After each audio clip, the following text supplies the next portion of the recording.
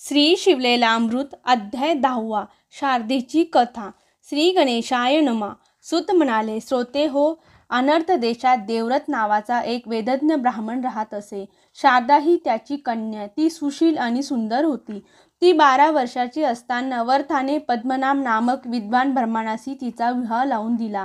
लग्नानंतर त्याने आपल्याला मुलीला व जावयाला काही दिवस आपल्या पाशीच ठेवून घेतले. एका सायंकाळी पद्मनाभ स्नान संध्या करून नदीवरून घरी परतत होता. अंधारामध्ये सर्पदंश होऊन तो जागीच गरतप्राण झाला. शारदेच्या दुःखाला पारावर राहिला नाही. लोकांनी तिचे सांत्वन केले. देवव्रतांनी मोठ्या धोर्याने तिला सावरले व जावयाचे उत्तरकार्य केले. शारदा माहेरीच राहत होती. पतीच्या आठवणी काढून आला दिवस मोठ्या कष्टाने घालवीत होती. असे बरेच दिवस गेले. एके दिवशी तिचे माता पिता घरी नसताना निरुद्ध नावाचे एक वृद्ध तपस्वी अचानक तेथे आले. ते अंध होते. शारदेने त्यांना बसण्यासाठी आसन दिले.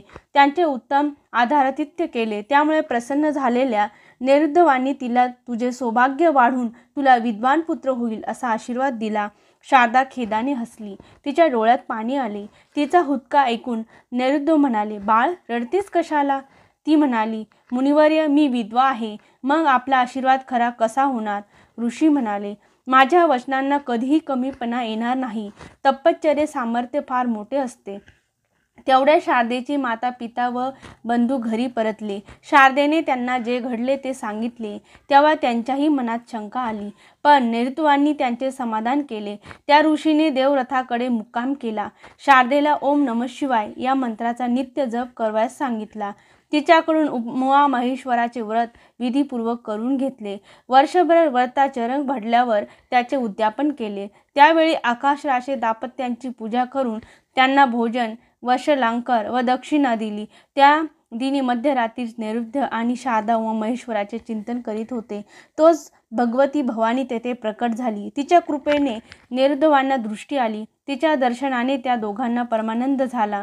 निरुद्धवांनी तिची भावभक्तीने स्तुती केली आणि हे माते, मी शारदेला दिलेला आशीर्वाद तू खरा कर अशी विनंती केली.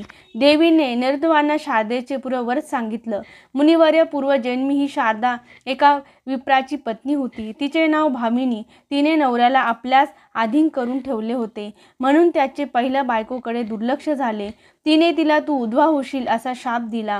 भामिनीच्या शेजारचाच एक मनुष्य तिच्यावर पापदृष्टी ठेवून होता. त्याने तिच्याशी लगाट करण्याचा प्रयत्न केला. तेव्हा तिने त्याला घालून दिले. तो तिच्यासाठी झुरत राहिला व मेला. तोच पद्मनाभ म्हणून जन्मला.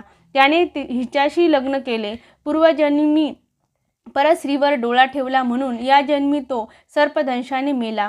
सवतीने भामिनीला दिलेल्या शापामुळे शारदेला या जन्मी वैधव्य आले. हिचा पूर्वजन्मीचा पती आता द्रविड देशात ब्राह्मण म्हणून जन्मला आहे. त्याला आजही भामिनीचे स्मरण आहे. तो हिला स्वप्नात असं आगसक देईन. त्याच्यापासून हिला विद्वान पुत्र होईल.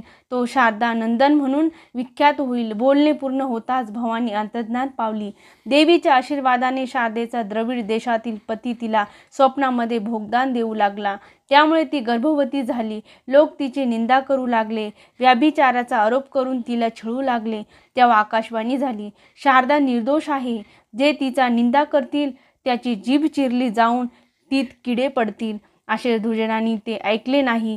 ते तिला दूषणे देऊ लागले. तेव्हा त्यांच्या जिभा चिरल्या जाऊन त्यात किडे पडले. निरानिंद थांबली. लोक निंदा तिचा आदर करू लागले. तिला जो पुत्र झाला त्याचा सर्वजण शारदा नंदन म्हणू लागले. तो विद्वान पंडित झाला. एकदा शिवरात्रीच्या पर्वणी साधण्यासाठी शारदा आपल्या पुत्र समवेत गोकर्ण क्षेत्री गेली होती. तेथे द्रविड देशातील तो ब्राह्मणही आला होता. पती पत्नी व पुत्र यांचे मिलन झाले. मग ते कुटुंब एकत्र राहू लागले. कालांतराने पती निधनानंतर शारदेचे सहगमन केले. ते दोघे शिवलोकी गेले. ओम नमः शिवाय. अध्याय 10 समाप्त.